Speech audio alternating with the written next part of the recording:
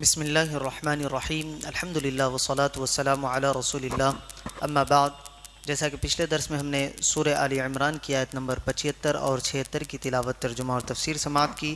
جس میں اللہ تبارک و تعالی نے ارشاد فرمایا، اور اہل کتاب میں کوئی تو وہ ہے کہ اگر تم اس کے پاس ایک ڈھیر بھی امانت رکھ دو تو وہ تمہیں پورا پورا ادا کر دے گا، اور انہی میں سے کوئی وہ ہے کہ اگر تم اس کے پاس ایک دینار بھی امانت رکھ دو تو جب تک تم اس کے سر پر کھڑے نہیں رہو گے وہ تمہیں ادا نہیں کرے گا۔ ان کی یہ بددیانتی اس وجہ سے ہے کہ وہ کہتے ہیں کہ ان پڑھوں کے معاملے میں ہم سے کوئی پوچھ گچھ نہیں ہوگی، اور یہ اللہ پر جان بوجھ کر جھوٹ باندھتے ہیں۔ کیوں نہیں جو اپنا وعدہ پورا کرے اور پرہیزگاری اختیار کرے تو بے شک اللہ پرہیزگاروں سے محبت فرماتا ہے۔ اب اگلی آیت میں ارشاد باری تعالی ہے، ان الذین یشترون بعہد اللہ وایمانہم ثمنا قلیلا، بے شک وہ لوگ جو اللہ کے وعدے اور اپنی قسموں کے بدلے تھوڑی سی قیمت لیتے ہیں، اولئک لا خلاق لهم فی الآخرۃ ولا یکلمہم اللہ ولا ینظر الیہم یوم القیامہ، ان لوگوں کے لیے آخرت میں کچھ حصہ نہیں، اور اللہ قیامت کے دن نہ تو ان سے کلام فرمائے گا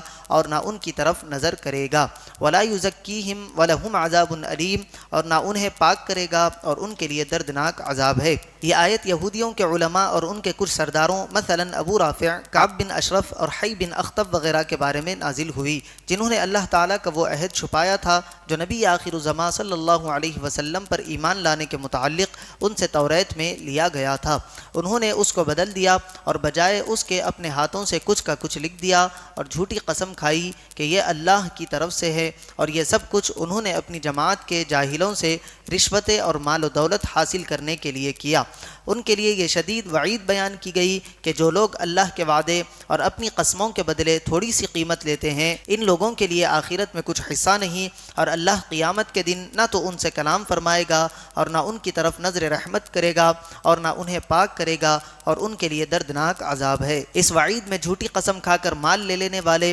رشوت لے کر جھوٹی گواہی دینے والے، یا رشوت لے کر جھوٹے فیصلے کرنے والے، یا جھوٹی وکالت کرنے والے سب ہی داخل ہیں۔ حضرت ابو ذر رضی اللہ عنہ سے مروی ہے کہ سرور کائنات صلی اللہ علیہ وسلم نے فرمایا، تین لوگ ایسے ہیں کہ روز قیامت اللہ تعالیٰ نہ ان سے کلام فرمائے گا اور نہ ان کی طرف نظر رحمت کرے گا اور نہ انہیں گناہوں سے پاک کرے گا، اور ان کے لیے دردناک عذاب ہے۔ اس کے بعد نبی اکرم صلی اللہ علیہ وسلم نے اس آیت کو 3 مرتبہ پڑھا۔ اس پر حضرت ابو ذر غفاری رضی اللہ عنہ نے عرض کی کہ وہ لوگ بہت نقصان میں رہے، یا رسول اللہ صلی اللہ علیہ وسلم وہ کون لوگ ہیں؟ تاجدار رسالت صلی اللہ علیہ وسلم نے فرمایا، تہبند کو ٹخنوں سے نیچے لٹکانے والا یعنی تکبر کے طور پر، اور احسان جتلانے والا، اور اپنے تجارتی مال کو جھوٹی قسم سے رواج دینے والا۔ اب اگلی آیت میں ارشاد باری تعالی ہے، وَإِنَّ مِنْهُمْ لَفَرِيقًا يَلْوُونَ أَلْسِنَتَهُمْ بِالْكِتَابِ لِتَحْسَبُوهُ مِنَ الْكِتَابِ وَمَا هُوَ مِنَ الْكِتَابِ،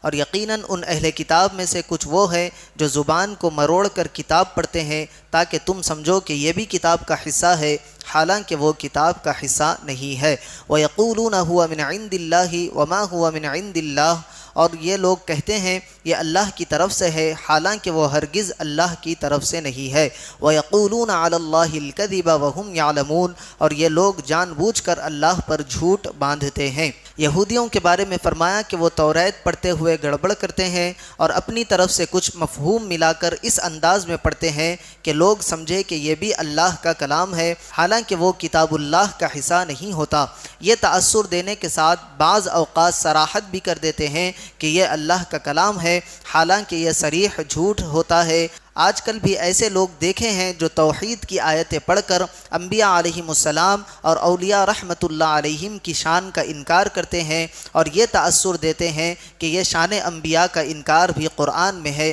حالانکہ یہ صریح جھوٹ ہے۔ یوں ہی بہت سے لوگوں کو سود، پردے، اسلامی سزاؤں اور دیگر کئی چیزوں کے بارے میں کلام کرتے سنا ہے، وہ بھی قرآن پڑھتے ہیں اور درمیان میں اصل اسلامی احکام میں رد و بدل کرتے ہوئے اپنی بات اس انداز میں شامل کرتے ہیں کہ سننے والا سمجھے کہ شاید یہ بھی قرآن میں ہی ہے، حالانکہ یہ واضح طور پر دھوکہ اور فریب ہوتا ہے۔ اگلی آیت میں ارشاد باری تعالیٰ ہے ما کان لبشر ان یؤتیہ اللہ الکتاب والحکم والنبوہ، کسی آدمی کو یہ حق حاصل نہیں کہ اللہ اسے کتاب و حکمت اور نبوت عطا کرے۔ ثم یقولون للناس کونوا عبادا لی من دون اللہ، پھر وہ لوگوں سے کہے کہ اللہ کو چھوڑ کر میری عبادت کرنے والے بن جاؤ۔ ولیکن کونوا ربانیین